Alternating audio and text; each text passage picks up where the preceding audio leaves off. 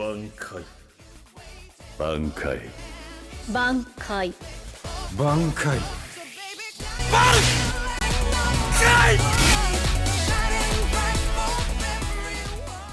Hello and welcome to Anime Rewind. My name is Colin, And my name is Birdgang. and we hope that you had a wonderful day and are happy to welcome you to our very first podcast episode. This specific episode will deal with the anime and manga Bleach, more specifically with the inner turmoil of the main character. But first of all, Birdgang, tell me, what do you like about Bleach? Why do you like it? I mean, Bleach as a shonen, it was always one of my favorite shows. As a kid, I used to watch the first season. It was always pretty interesting to see Ichigo and his group going on adventures and fighting against evil monsters. And you? Nice. Oh, I started watching Bleach in my A-level preparation and watched it during my A-levels. And once I was done with my English exam, I came home very exhausted, very satisfied with the exam itself. But I fell into bed, watched Bleach for 8 hours straight, and that probably was one of the best days of my life still. But yeah, that's where the love came from. Who'd you got for favorite character? My favorite character is, of course, Yamamoto. I think everyone who watched the recent season can agree with that without, giving a major spoiler. But he's definitely my favorite character. He's pretty strong, pretty amazing character. Yeah, right on. I mean, it's an overpowered grandpa. I think that's the best kind of grandpa. I mean, for everybody tuning in and being a bit lost about the topic right now, how would you maybe sum up Bleach to begin with? So, to sum up Bleach, Bleach is a manga and anime series that follows the story of Ichigo Kurosaki, a high school student with the ability to see ghosts, and after gaining the powers of a Soul Reaper, Ichigo embarks on a journey to protect the living world from evil spirits and others, while uncovering the secrets of the Soul Society and his own true potential. I really don't have much to add here, especially because we're not trying to give away too much. Trying to stay spoiler-free, especially in the beginning. Although, beware, later in this episode there will be major spoilers, I'd say. So just a little heads up. Did you know that I really didn't do any research before going into Bleach? I mean, I didn't even knew who the author was until after I finished the series. So I'm really not to be taken as a role model here. But I know that you know more on that behalf than I do. So why don't you just give us a little insight? I mean, definitely. When looking at the work, it's always important to look at the creator, especially when it comes to anime and manga. So, according to the academic dictionary and encyclopedia, Tite was born in Fuji Aki district in Hiroshima. He became interested in drawing at the age of 17 after reading the manga Saint Seiya. Do you know that manga by any chance? Absolutely not. Yeah, I mean, it's pretty old. It's a pretty old manga. I just looked it up. It follows a group of mystical warriors known as the Saints who battle and defend the Earth. But going back, his first one-shot manga, Ultra Unholy Hearted Machine, was published 1996, and then he wrote his first series, Zombie Powder, which ran for 27 chapters pretty much and was cancelled at the year 2000. But after that, his most well-known series, I think you know it. Bleach, of course. Yeah, the serialization began 2001, and up until now it has surpassed 400 chapters in total. Bleach received an anime adaptation in 2004 and won the Shogakukan Manga Award in 2005. Loads of information here. I think it's interesting to see the parallels between his first series and Bleach in the similarities and topic of defending the world against monsters. Do you know what? Let's start talking specifics. How does Ichigo's journey start really? What's the first big step in the story? So this journey of Ichigo starts in the Soul Society arc of Bleach. So Ichigo Kurosaki sets out to save his friend Rukia, who got arrested and sentenced to execution because she gave Ichigo Soul Reaper powers, which is illegal following the rules of the Soul Society. So Ichigo enters the Soul Society, a world full of Soul Reapers, to rescue her, accompanied by his school friends Chad, Inoue, and Ishida.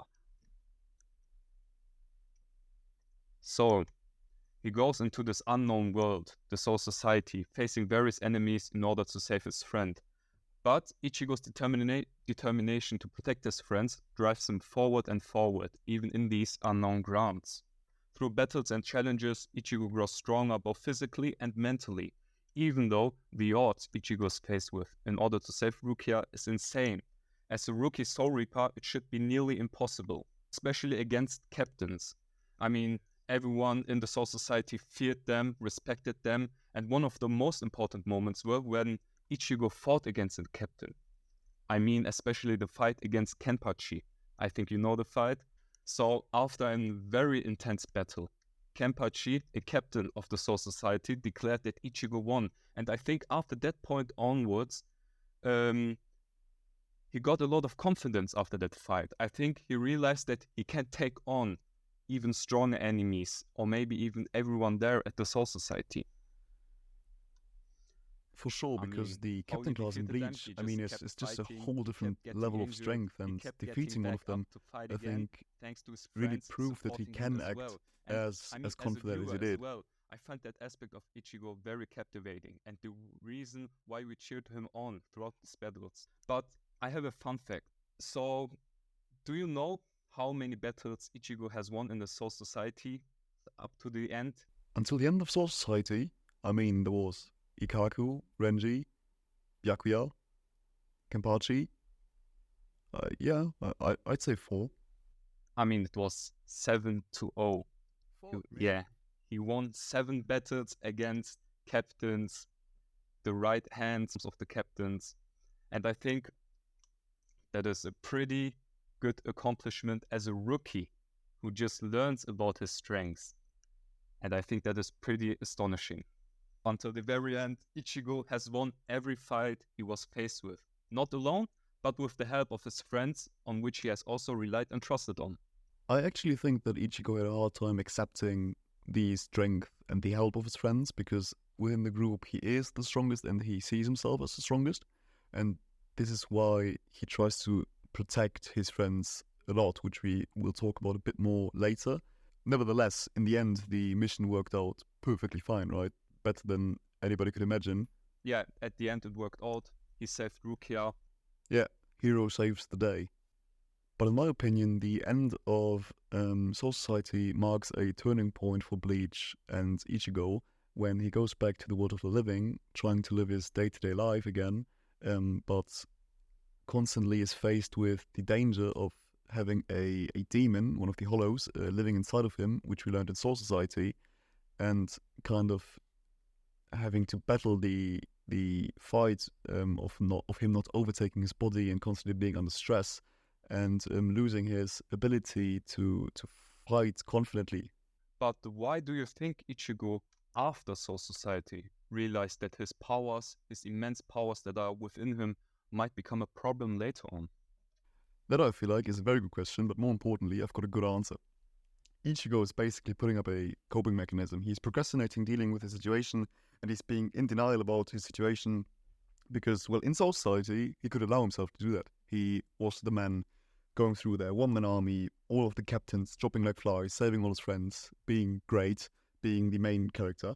But after that, he meets Shinji in the world of the living, who has similar abilities, but he has conquered his inner demon, and that goes to show how Ichigo has to work on himself and fight his inner battles to kind of conquer that. And this is a new feeling, and this kind of goes hand in hand with the overarching themes for Ichigo's character, because, as you mentioned, Ichigo basically fights for 2 reasons. The first one is his will to fight itself is pushing him to fight, right?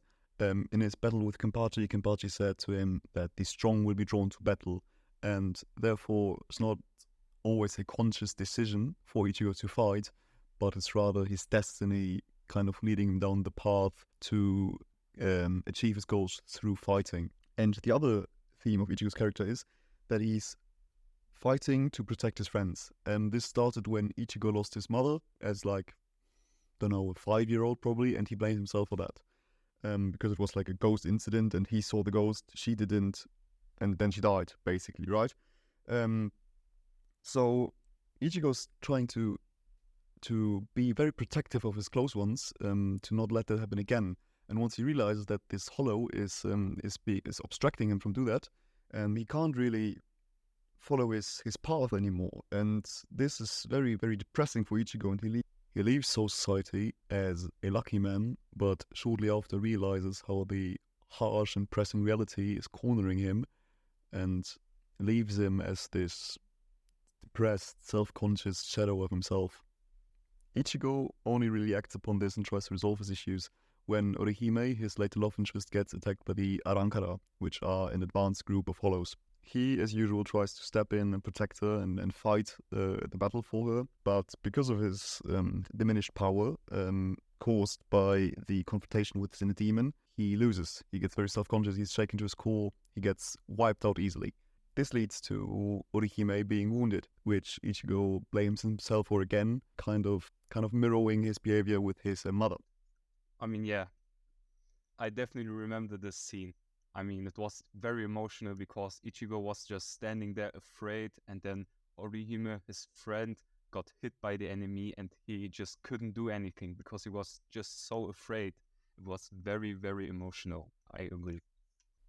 But as the story progresses, Ichigo gets a chance to prove himself again, to kind of get redemption for what he's done wrong in the past, and to show how much he has trained and how much he has grown in actually controlling his powers and regaining his confidence. So Orihime is taken hostage, so Ichigo steps in, trying to protect Orihime, and you notice that he's way more in tune with himself, he's way more in control of his powers. What is illustrated in the manga is that he's still holding back, that chains wrapped around his neck and head that actually show him being held back, right?